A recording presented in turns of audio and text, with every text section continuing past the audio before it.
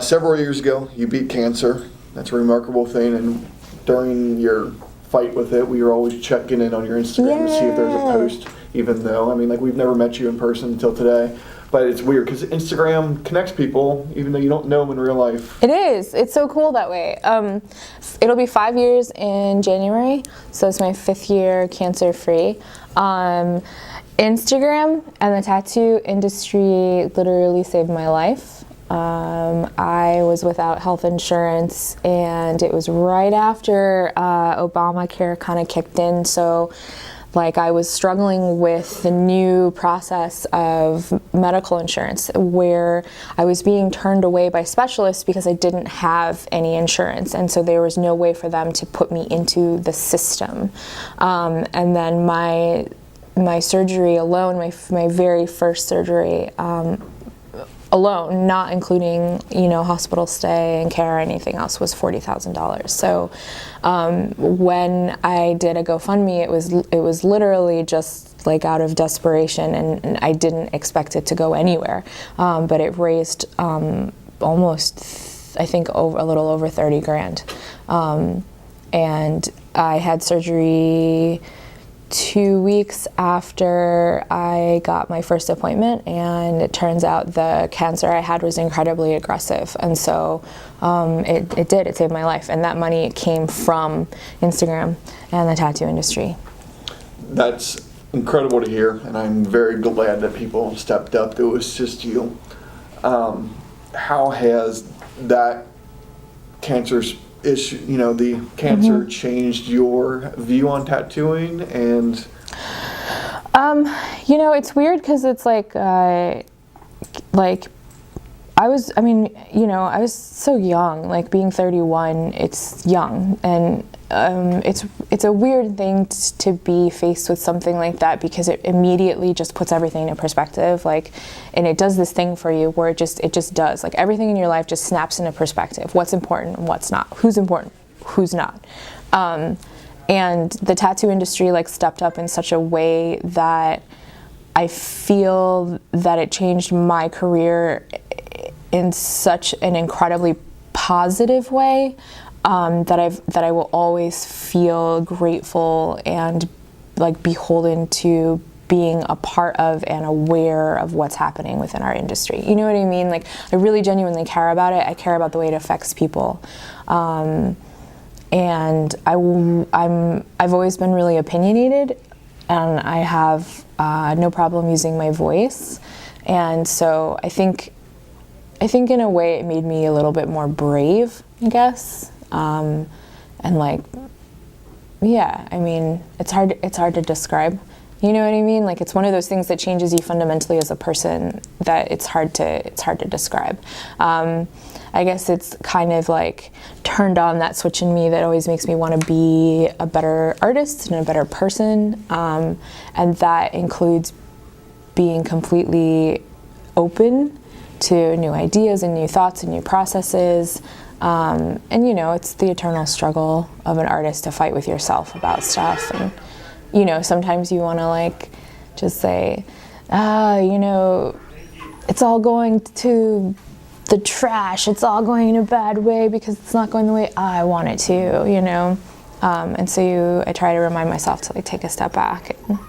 I can't imagine going through something like, we're around the same age. I can't imagine going through something like that at early 30s, and you're like, I'm too young for this to happen. Yeah. Cancer happens to older people. I'm only in my 30s. This is just a flu or something like that. Which, well, the other thing too is that my body has changed forever, and like, as tattooers know, like tattooing is very hard on your body. Like, it's very hard, and I still do 7-8 hour tattoos in a session. That's my work primarily, and because of my surgeries and my treatment, I have lymphedema in my right leg and my hip, which causes sciatica, and I'm sure there's many tattooers out there that know what sciatica is, and like that's going to be forever. And so it impacts my ability to work, it impacts my ability to travel, and that all of that impacts my career, and so I have to very, very, very carefully weigh like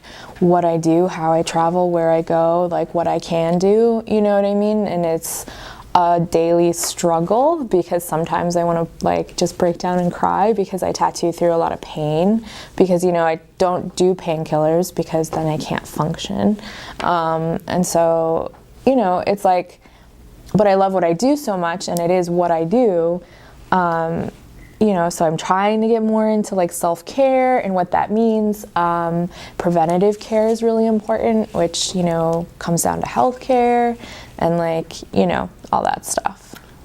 So White Oak Tattoo is a very unique shop because you guys offer healthcare Yep. and dental to your Yep. tattoo artists that work there. Yes. Can you talk about how you set that up and what kind of options that the tattoo artists have?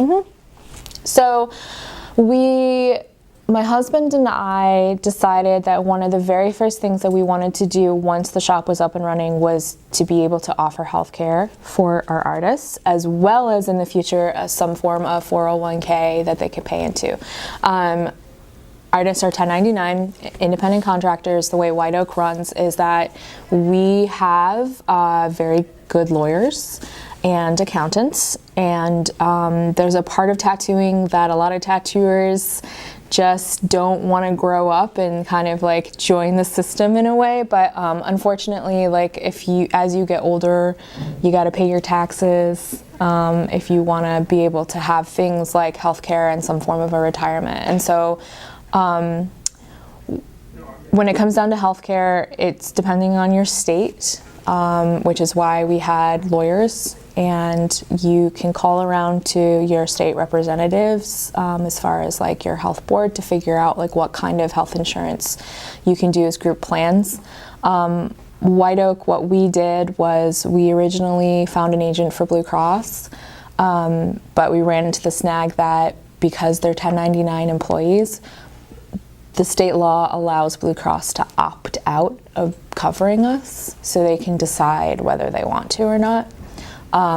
So it took a couple of months until we actually go with United, and United is awesome. Their rep that we had literally came to our shop with paperwork and would pick up the paperwork and take it back and then come back. Each artist that is choosing to be covered in our group plan has to file their taxes. We file a 1099 on them, and then we take that 1099 and we give it to our healthcare, and then they approve our group plan. You have to have a minimum of, I think 3, is it 3 or 4? 4. You have to have a minimum of 4 people in order to get a group plan. And then we have a varied amount of plans that United offers. It includes vision and dental, and our artists get to pick. So they get to choose what plan they want. It will cover their spouse and it will cover their children.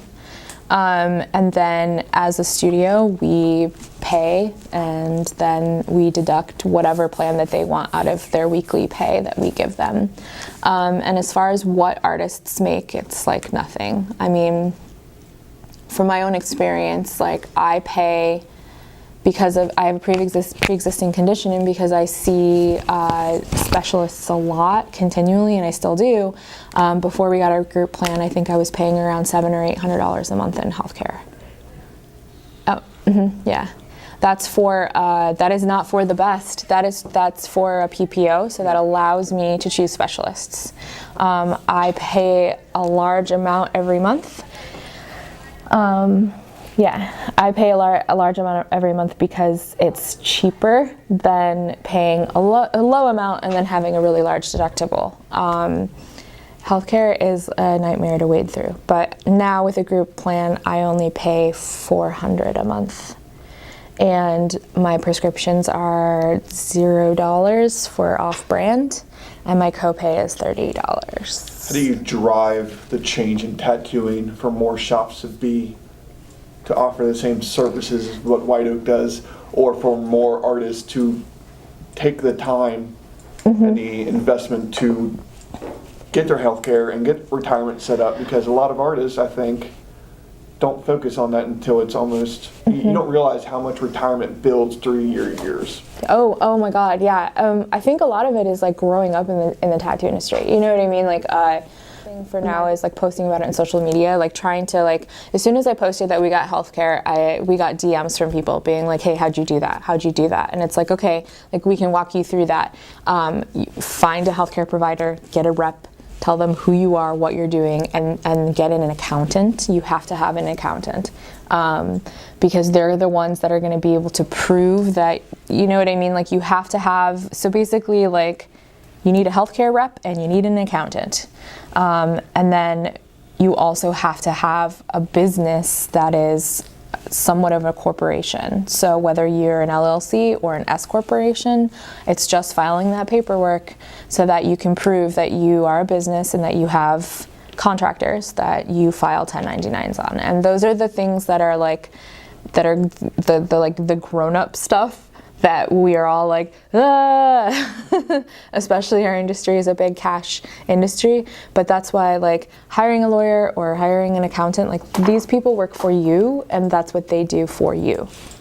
You know what I mean? Like that's what you don't need to do that. You find somebody to do it for you.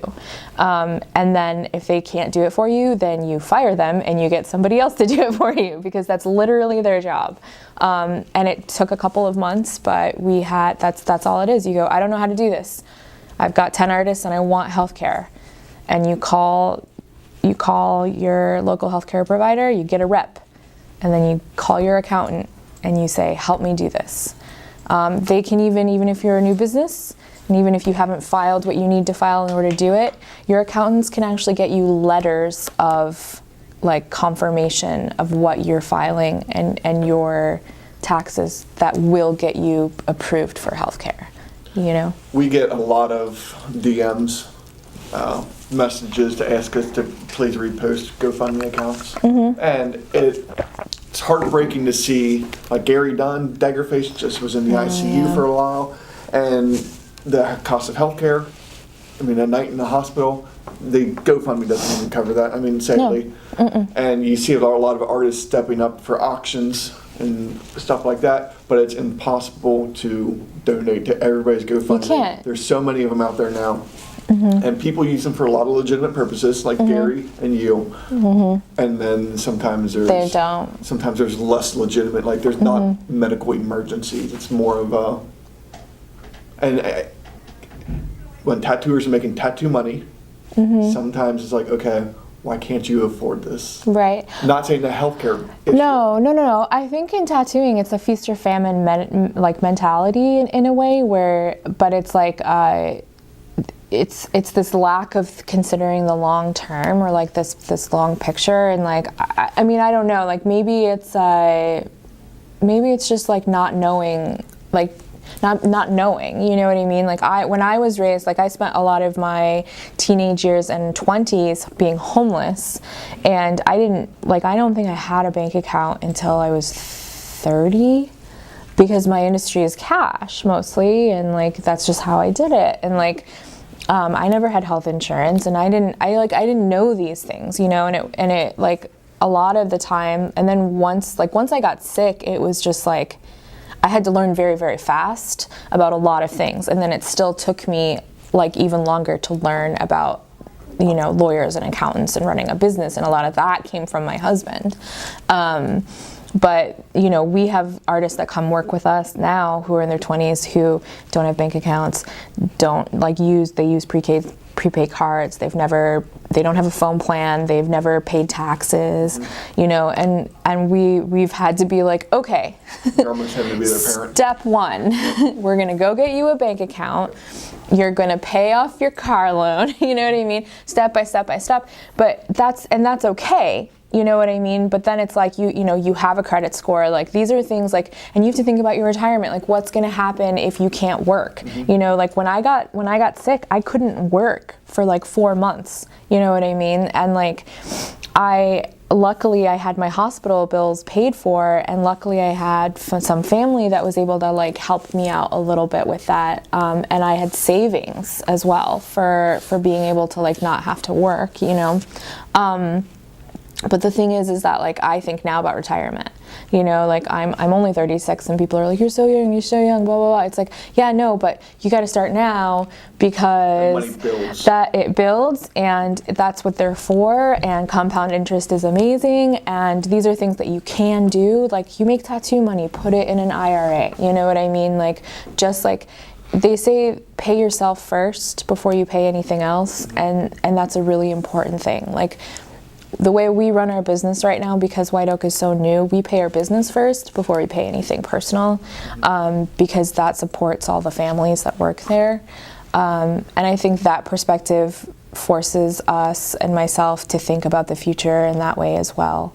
But these things are for you. You don't have to work for, you know, as an independent contractor, as a 1099 person, like you can pay into your own 401k, like you can pay into your own retirement, you know, and as a business owner, if you're as a shop owner, like you can provide these things for your artists, you know, and there are ways to figure out like how whether you match it or they do it themselves, or like, you know, find a good accountant. That's what they're for. You're almost better off just having it automatically withdrawn from a check. Hell yeah. Just because always. At that point, it's just out of your You brain don't then. even notice it. You know, I mean, I think like the average pay our artists pay for their health care is like $50 to $60 a week. Like that's like they get tipped more than that on a tattoo. You know what I mean? Like it's like nothing. And now they have like, you know, one of our artists can go get all of her 30 cavities filled and her teeth fixed. You know what I mean? Like it's your own body, it's your own health, it's your own well-being. It's what allows you to tattoo. Like it's important because one day something might happen and you can't work or you are sick. You know what I mean? Like, and the biggest thing that I have to say is that without insurance and without the GoFundMe, like I would have had no choice of my care, and I would have had to go in through the system the way that they shuffle people through without insurance. Yeah, it would have been. And I may not have lived through that. I would say the services you received would have been significantly different. Yeah, I ended up going to one of the best cancer treatment hospitals in the country, and I ended up having one of the best minimally invasive oncologists, you know what I mean? And like finding out my pathology after the fact, like that there's no doubt in any of our minds, my oncologist and the board of oncologists that reviewed my case, that I would have not lived, you know? And if I had gone through just, you know, whatever care, that I just wouldn't, it would be a very different story. Yeah, I mean, you, Clint Cummings, Saley, watching over Instagram, you're hoping for the best for the artist, the person. It doesn't matter if you're an artist or not, just as a person, and we're checking on it regularly and then just hoping for updates. But we're so glad to see you. Thank you. Moving on from that, actually I got a question, a side question. Does the health insurance offer short-term disability or long-term disability? I'm actually, does it? Yeah, short-term disability. Well, there are different plan options. There are different plan options, and then we also carry insurance for our shop that covers that stuff too. So like we opted with our shop insurance to cover like suits and theft and disability for all of our artists. The bad thing I see, I was talking to an artist a couple weeks ago, is that they would rather pay the penalty for the Affordable Care Act of not having health insurance rather than paying the money to have the insurance, because the penalty is cheaper than having to have the insurance. Oh yeah, sure. But then until you're sick. But that's the problem in this country, is the mentality of using like emergency services as healthcare. And that's what people don't understand, is that emergency services should be for emergencies, like, you know, a crane fell on your leg, or you fell down a ravine, or you got stabbed. It should not be because, you know, you can't breathe and you end up having stage 3 emphysema or lung cancer. You know, like the point of having health insurance is that you get a regular doctor and you have regular checkups and you get physicals and you get your blood tested and you make sure that those things don't happen. Because the reality about cancer is that the only way you really survive it is by early detection. And the only way you get early detection is by preventative care.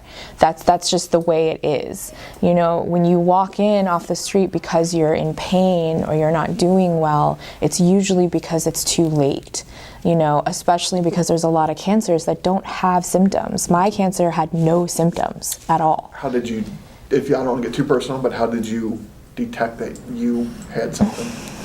If you want to skip this question. No, it's just, it's really, really weird and people are going to think I'm crazy. My dog. Yeah.